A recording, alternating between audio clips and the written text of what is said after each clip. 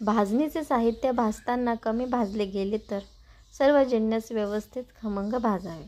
मोहन कमी झाले तर उकळीवर थोड्या तेलाचे मोहन घालावे आणि मळून चकल्या कराव्यात. चकल्या मोठ्या आचेवर किंवा अगदी लहान आचेवर तळल्यास चकल्या मध्यम आचेवर तळाव्यात. चकलीच्या भाजणीची उकड गार पाण्याने मळल्यास भाजणीची उकड मळताना नेहमी गरम किंवा कोमट पाण्याने मळावी. चकलीचे पीठ गरजेपेक्षा नरम भिजवल्यास अशा वेळी थोडी कोरडी भाजणी घालावी. मळून परत चकली करावी. चकली तेलातून लगेच काढल्यास चकल्या तेलात टाकल्यावर आधी बरेच बुडबुडे येतात. नंतर बुडबुडे बंद होऊन चकली थोडी खाली बसायला लागेल. अशा वेळी चकली झाली असे समजावे. त्याआधी चकली तेलातून काढू नये. चकल्या तेलात घातल्यावर विरघळण्याची कारणे.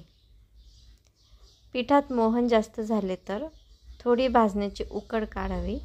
तेल न घालता आधी मळलेल्या पिठाचा थोडा भाग घेऊन त्यात मिक्स करावे आणि त्याच्या चकल्या करून पाहाव्यात. चकल्या तुटण्याची कारणे.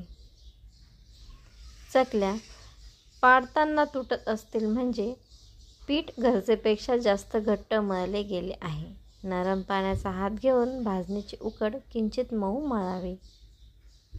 हे होते काही चकली संदर्भात पडलेले प्रश्न आणि त्यांची उत्तरं.